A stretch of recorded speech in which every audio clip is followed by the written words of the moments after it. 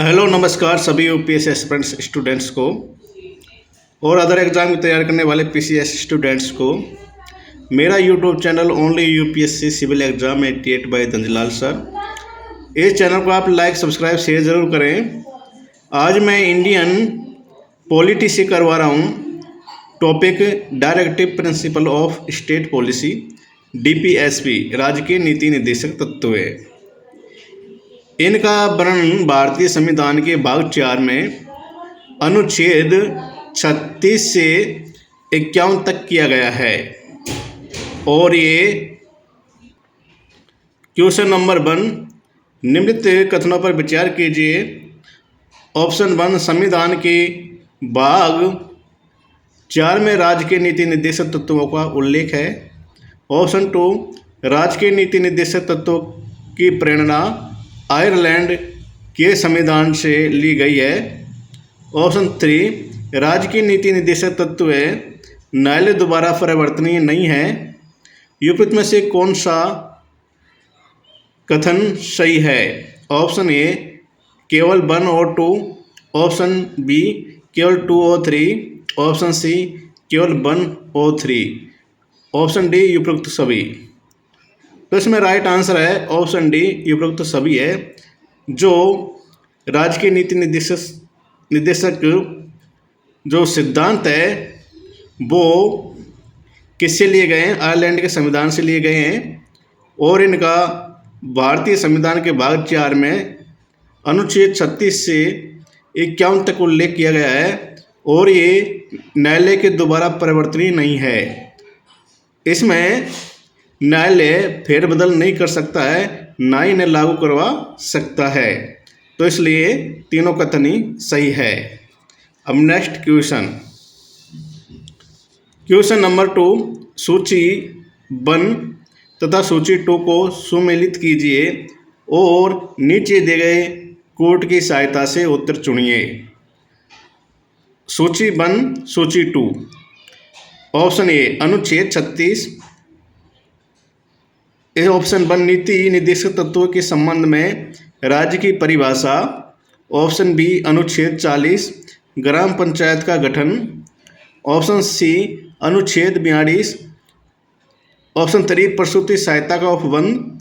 Option 4 अनुच्छेद 46 अनुसूचित जातियों अनुसूचित जनजातियों के कल्याण के संबंध में उपबंध।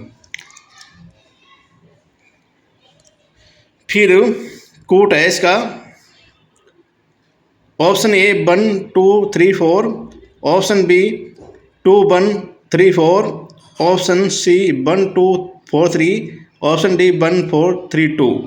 तो इसमें राइट आंसर है, कौन सा राइट आंसर? तो सही कोट है इसमें ऑप्शन बी अनुच्छेद इसमें सही कोट है अनुच्छेद ऑप्शन ए अनुच्छेद 36 राज्य के नीति निर्देशक तत्वों के संबंध में राज्य की परिभाषा है और अनुच्छेद 40 ग्राम पंचायत का गठन है। इसके बारे में महात्मा गांधी ने बोला था। ऑप्शन सी अनुच्छेद 42 ये भी सही है, प्रसूति सहायता का उपबंध है। इसमें अनुच्छेद 42 में इसका वर्णन किया गया है। अनुच्छेद 46 में अनुसूचित जातियों अनुसूचित जनजातियों के कल्याण के संबंध में उपबंध किया गया है। तो ये पूरे अनुच्छेद जो राज्य की नीति निर्देशक तत्व से संबंधित है इनके बारे में सही वर्णन किया गया है। तो इसलिए ऑप्शन ए सही होगा। क्वेश्चन नंबर 3, मौलिक अधिकार नीतिक निर्देशक तत्वों में से किस प्रकार भिन्न है? जो मौलिक अधिकार है नीति निर्देशक तत्वों से किस प्रकार भिन्न है? ऑप्शन 1 मौलिक अधिकार राजनीतिक लोकतंत्र की स्थापना करते हैं, जबकि नीति निर्देशक तत्वों का लक्ष्य केवल सामाजिक लोकतंत्र की स्थापना है। ऑप्शन 2 मौलिक अधिकार समुदाय के कल्याण को बढ़ावा देते हैं, जबकि नीति निर्देशक तत्व व्यक्ति के कल्याण को बढ़ावा देते हैं। नीचे दिए गए कोड का प्रयोग कर सही उत्तर चुनिए। ऑप्शन ए केवल 1, ऑप्शन बी केवल 2, ऑप्शन सी 1 और 2, ऑप्शन डी कोई नहीं। तो इसमें राइट आंसर क्या है? ऑप्शन डी ये दोनों कथन ही सही नहीं है। हम एक बार देख लेते हैं व्याख्या। मौलिक अधिकार और नीति निर्देशक तत्व हैं। भारतीय संविधान के दो प्रमुख आधार स्तंभ हैं। इन दोनों का उद्देश्य समान है, प्रत्येक व्यक्ति को ऐसी परिस्थितियां उपलब्ध कराना जिसमें उनका संपूर्ण विकास हो सके। फिर भी कुछ अंतर है इनमें। मूल अधिकार में आमतौर पर राजनीतिक लोकतंत्र का आदर्श निहित है, जबकि नीति निर्देशक तत्व सिद्धांतों में मुख्यतः आर्थिक लोकतंत्र का आदर्श निहित है।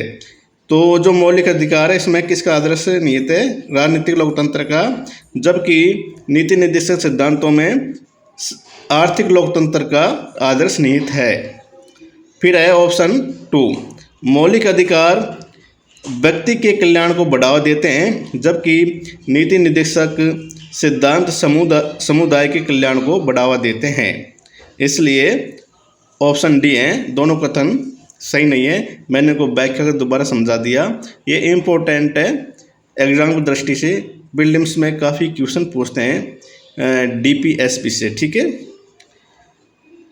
नेक्स्ट क्वेश्चन, संविधान के किस अनुच्छेद में नागरिकों के लिए एक समान नागरिक संहिता लागू करने संबंधी प्रावधान किया गया है? ऑप्शन ए अनुच्छेद 40 में, ऑप्शन बी अनुच्छेद 42 में, ऑप्शन सी अनुच्छेद 44 में, ऑप्शन डी अनुच्छेद 46 में। तो इसमें राइट आंसर है ऑप्शन सी, अनुच्छेद 44 में समान नागरिक संहिता लागू करने संबंधी प्रावधान किया गया है।